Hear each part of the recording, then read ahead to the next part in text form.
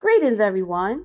I would like to walk you through the long, powerful, and often painful story of reparations in America. A story that stretches from the late 1700s till right now, here in the 21st century. We began in 1783 with Miss Belinda Sutton, an enslaved woman in Massachusetts who, after gaining her freedom, petitioned the state for payment from the estate of her former enslaver.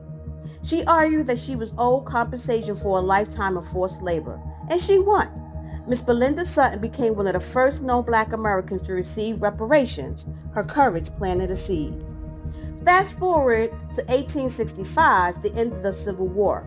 Union General William T. Sherman issued Special Field Order Number 15, promising 40 acres and a mule to newly freed families along the southern coast. For a moment, freedom meant land, independence, and dignity. But that promise was broken just months later when President Andrew Johnson reversed the order and returned the land to the former Confederates. That betrayal marked the first great turning point, a promise made and a promise denied.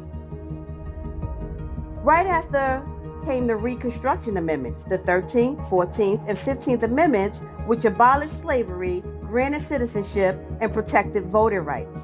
These laid the foundation for equality under the law, but they never addressed the economic theft that slavery represented. By the 1890s, a woman named Miss Callie House rose up. Formerly enslaved herself, she co-founded the National Ex-Slave Mutual Relief, Bounty, and Pension Association.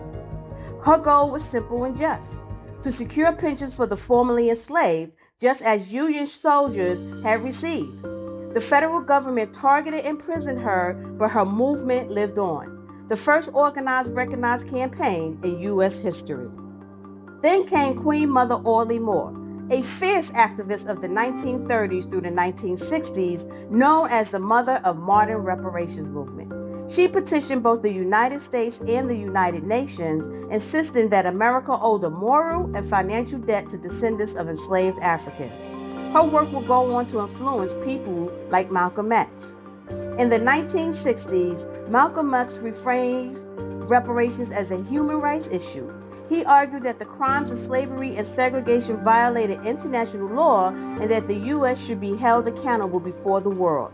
Around that same time, Dr. Martin Luther King Jr. called for what he called a Bill of Rights for the Disadvantaged, tying racial justice to economic justice. Dr. King understood that equality without economic repair was incomplete.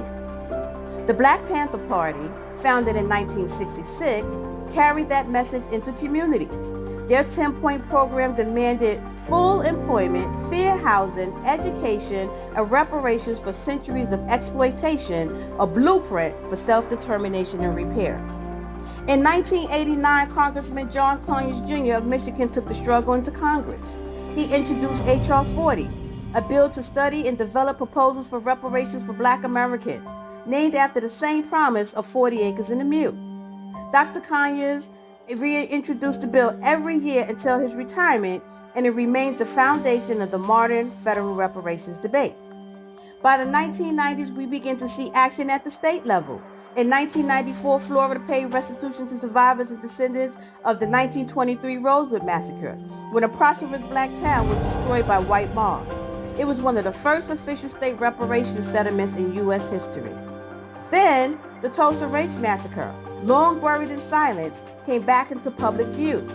Descendants of those who lost everything in 1921 continue to fight for reparations today.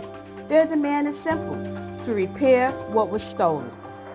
In recent years, local efforts have shown that progress, though slow, is possible. In Evanston, Illinois, the city approved the first municipal reparations program, offering housing grants funded by cannabis tax revenue to Black residents harmed by discrimination. In California, the state formed a reparations task force, the first of its kind, which delivered a detailed report and legislative proposal to address the legacy of slavery. And in 2022, the state of California returned Bruce's Beach to the descendants of a Black family who had their land seized in the 1920s. It was a tangible act of justice nearly a century in the making. Even St. Louis, a city shaped by redlining and segregation, has studied local reparations and developed policies to repair the historic harm. Each of these steps, from Belinda Sutton to Bruce's Beach, tells us one truth. The call for reparations has never died. It has been passed from one generation to the next, through faith, through struggle, through action. Reparations are not about charity, they're about justice, about restoring what was taken, acknowledging what was done, and building what was denied. And so this timeline isn't just history, it's a mirror. It shows us how far we've come and how far we still have to go.